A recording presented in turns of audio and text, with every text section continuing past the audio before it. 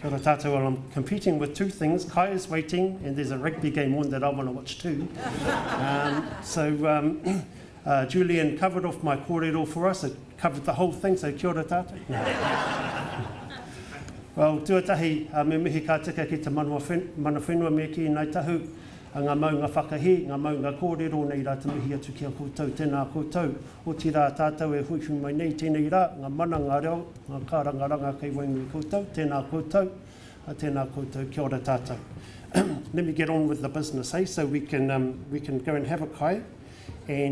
But here's something that I want to start with, and it's been neat this morning, listening from Graham, because I missed Mark, unfortunately, this morning, but from Graham onwards, it's how are you thinking? How are we thinking about our future?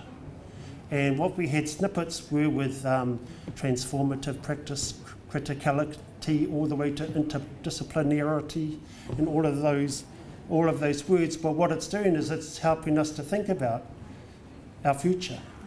And so that's why I want us to think about today as our future. Because, and how are we thinking about our future? What I want to cover today is NZQA, New Zealand Qualifications Authority, has been doing some thinking about our future. Been thinking about the future of our kids. And how do we respond to the future of our kids? So that's what I want to share with you today, some of our thinking. It's not that it's right or wrong or anything else, it's just this is our thinking. And want to encourage you, as you're having a kai a little bit later on, to have that kōrero amongst yourselves.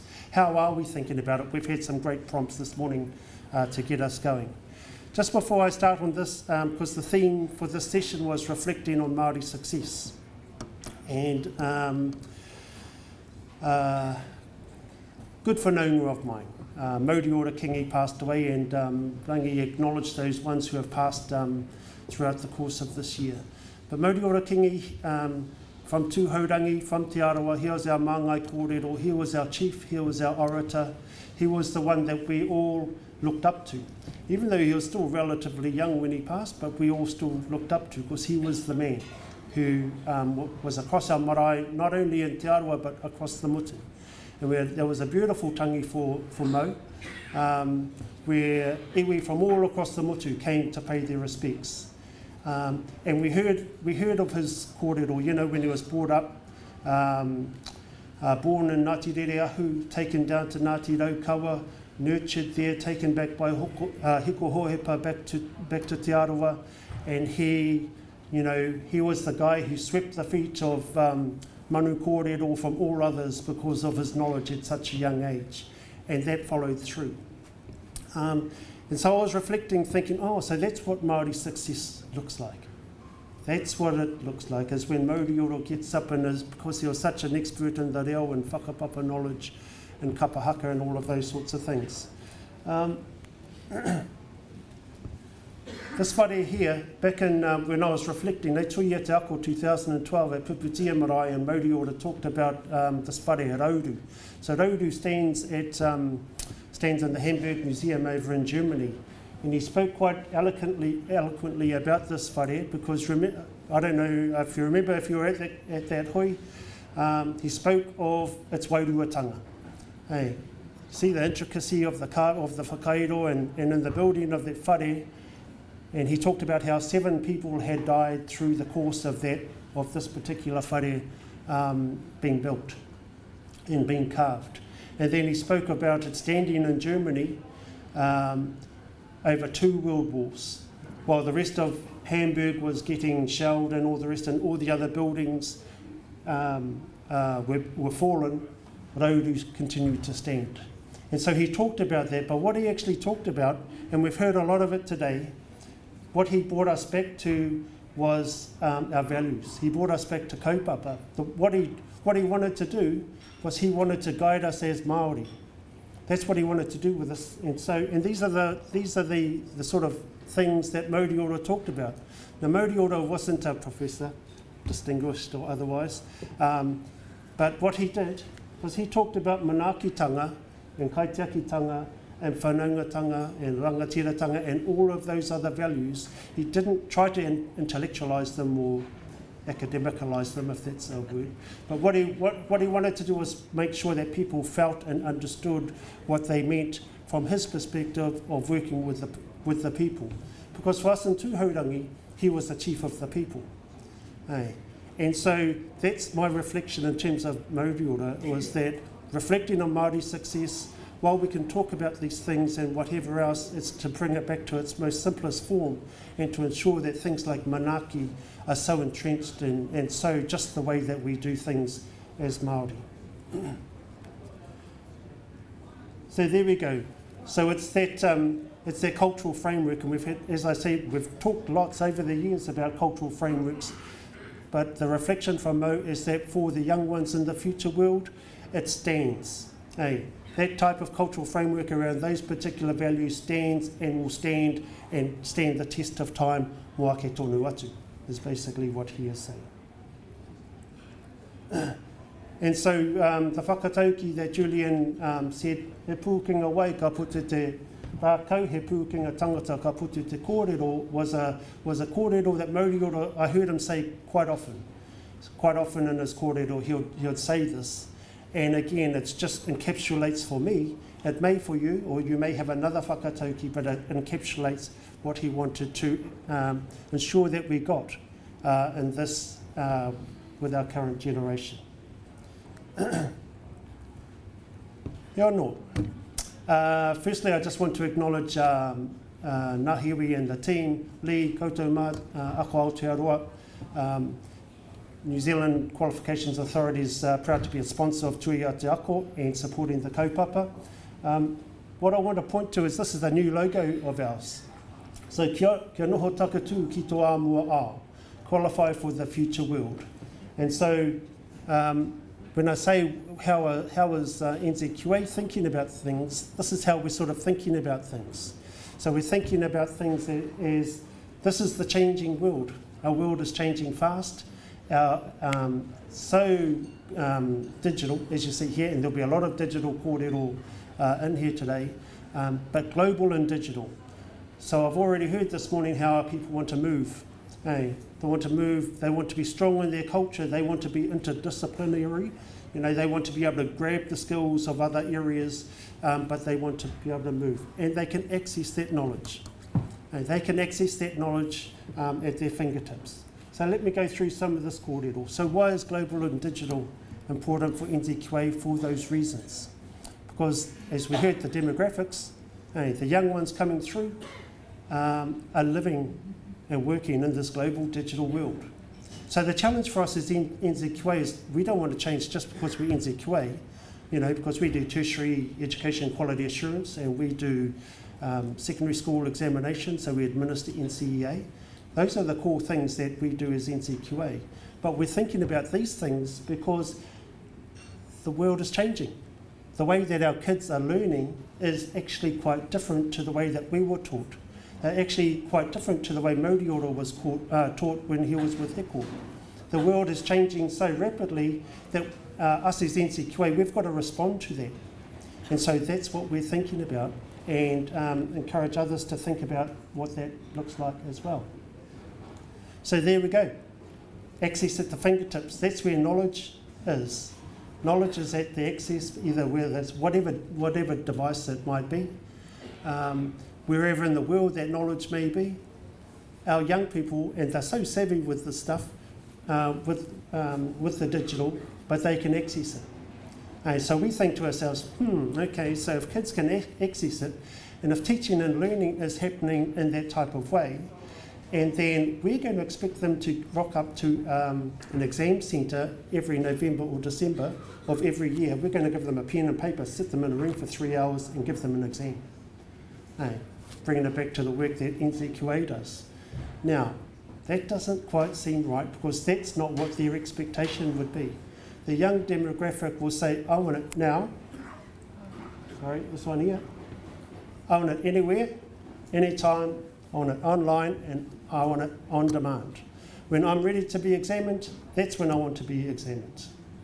It might be a little bit out there, but it's something that we've got to think about now, because if we don't think about it now, soon enough, it's going to be right on our plate. So in 3, 5, 10 years' time, it's going to be right on our plate. And so our kids are learning, well, we could say learning because they can access learning, they can access knowledge, but I've got a 14-year-old boy, and he's on it all the time. Besides when he's on the court or a rugby field, he's got his device. So they've got access to it 24/7. Here's the other part, which is about the global. So imagine your students, I'm sure you've all got students, or your nieces and nephews, or your son, your mokos, and whoever, to be able to have one record of achievement which is accessible anywhere. And you can see, the words might be a little bit different, but it sets out what the NCA achievements are. Sets out that they've done MOOCs, for example, that they've done some MOOCs online. It shows that they've done reo. It shows that they've done a course with whomever. But one place where they can do that and where they can show an employer, this is what I can do. This is what I know. And it's a validated, authoritative record of their achievement. So this is something that we're thinking about, that we'll be doing some talking and discussing with the sector about. But imagine that in our future world, which enables our kids who have learnt that reo in Ruatahuna, who have been able to access knowledge from Harvard, who have been able to go to a PT to get some specific skills, and they've been able to package all of that together, and this is the record of learning, and I'm telling you as an employer, this is what I can do. It's a new world, it's a different world.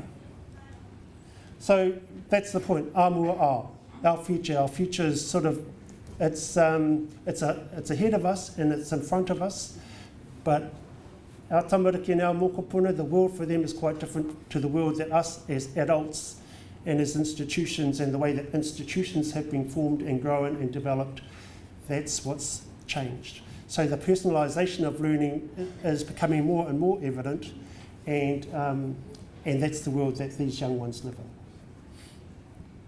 in. So here's a few shots, but these shots are just to give you a few points. What we recently did, and I've got some more shots later, but what these shots do is just show the sort of tools that our young people are working with, and what this type of learning is doing for our kids.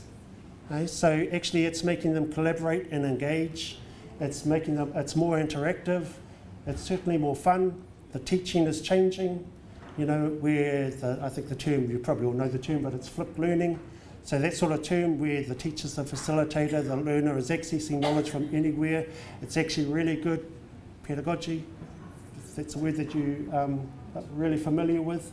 And I suppose what the evidence is saying, the international evidence that we were looking at was saying, so it's not about the device itself, it's not just about the technology, but when you get professional leadership or principal leadership, when you get good pedagogy, when you get great teaching, when you get have all of those things in place, and obviously good access to internet and all of those sorts of things, when you get the whole package together, the evidence says you get a lift in achievement. And what we want to do, I'm sure collectively, is we want to find the levelers and the opportunity to be able to level out the achievements. So we don't always have this Māori Pacifica story that we've always got to talk about. So the exciting thing when we're doing our thinking at NZQA about global digital is how does the digital unravel everything else to ensure that all of those things could be in place to create a great education experience for our kids. And there's just a couple more shots there. So, qualify for the future world is what we call, it's a bit of a funny thing, but we call it a beacon statement at NZQA.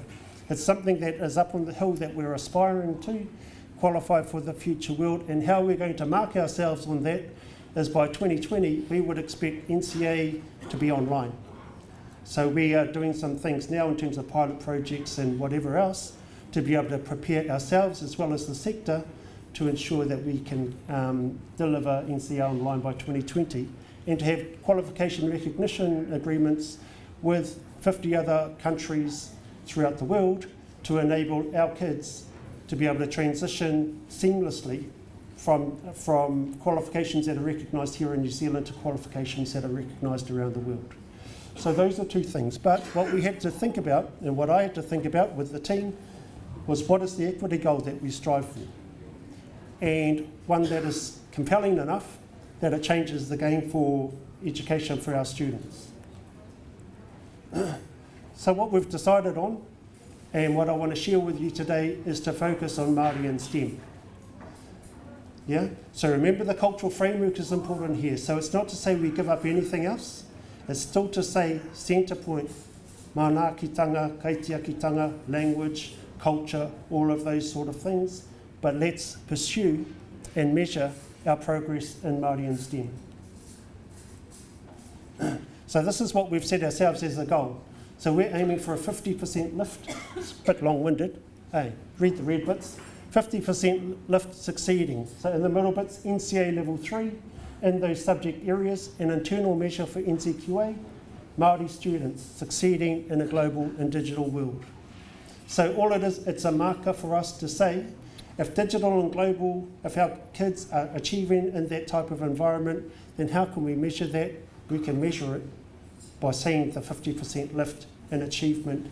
NCA level 3 being the marker for those, I know it's a predominantly tertiary audience, but to ensure that we get success in the pipeline, if you like, if you're familiar with that word, as they're coming through the system. Okay, so if anything from today, what's NZQA doing? That's what we're striving for, more Māori students succeeding NCA level 3 in those STEM subject areas. So we've always got to do a bit of a data story, I suppose. We are NZQA, but here's the quick version. And straight away you see, you know, there's a gap, and it's not unfamiliar to us that there will always be a gap in there. And so this is 23% of Māori 18-year-olds achieving one or more subjects in 2015, and all others 47.1%. And we want to achieve a 50% lift. It's like an annual target of 2 to 2.5% per annum, and there's probably a population growth that's going to help us in any case, or 1 or 1.5%. But what it means is we still need to do something about it. So what we need to do is we need to talk with you, we need to work with you, partner up, enable, do all of those sorts of things so that we can achieve a lift in this particular area. Okay, and here's the tertiary bit, and I'm still just double checking those, that's why I skipped it quickly with Paul at TEC, but 17%. Okay, so we had the 10 from Ngaitahu up earlier this morning, 1.7 of those going into tertiary study in STEM related areas, yeah, and only half of them actually graduating with a qualification. Okay, so the problem is our pipeline is too skinny.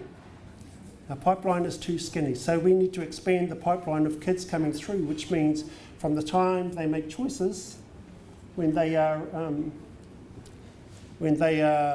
14 years old, pretty much 14 and 15, as they're going into the NCA level 1s, making the choices and choosing the right subjects to be able to get the right level of endorsements and get the right entry into university or into wānanga or into Polytech or into the PT, whichever their chosen program of study based on what their aspirations are, but they need to make those choices. Now this slide here is, this is about choices. The beauty and the strength of the NCA qualification is it's so flexible. There's a whole lot of different pathways, whether it's a vocational or academic or whatever else.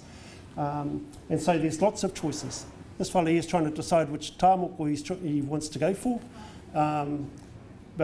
And our kids need support around that, and teachers need support. And so we hear a lot about the teacher-student whānau engagement, making informed decisions and getting together, and each and every one of us has a role to be able to support our students and to support whānau in doing that. Okay, so that's just to re-emphasise the point. Choices, but it's how choices are presented to our whānau and to our kids, and supporting them in making those choices.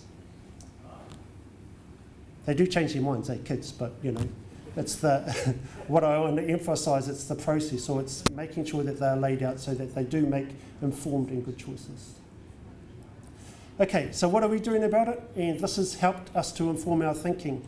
And I understand Mind Lab have come to Christchurch, so if Ngāi Tahu or anybody want to talk to Mind Lab, this is the experience that we had with them, where we had 7 kura, Wainuiomata High School as well, involved, because what we wanted to do, because I heard it earlier this morning, was to test what do our kids think.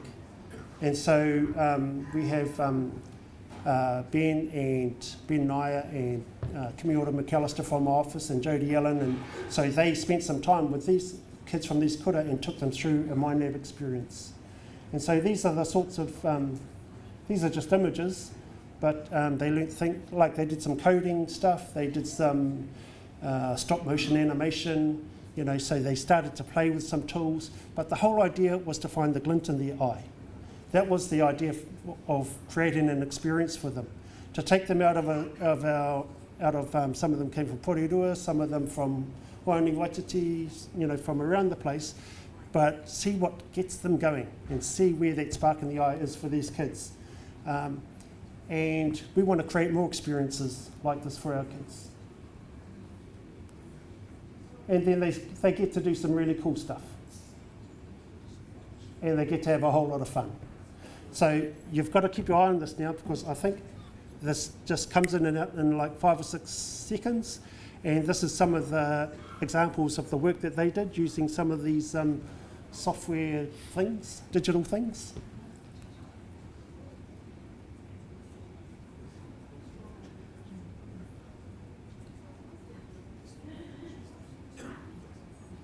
See, fast, eh? Yeah. And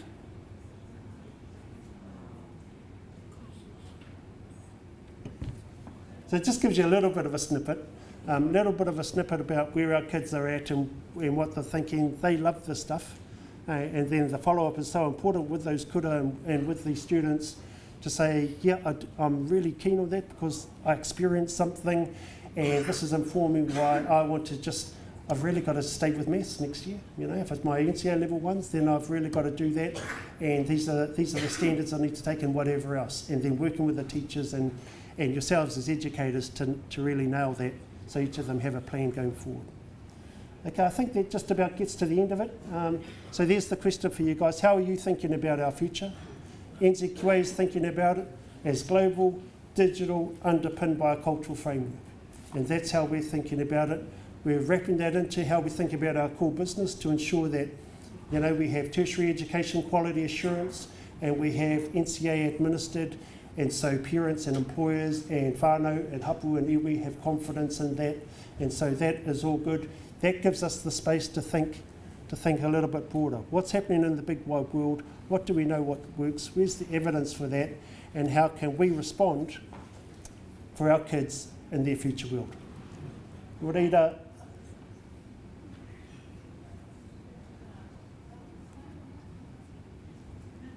Kai's waiting. There's probably a rugby game on too. Thank you, Julian, for and thanks everybody. It was sort of a hard shift just before lunch, but thank you everybody. Kia ora tātou.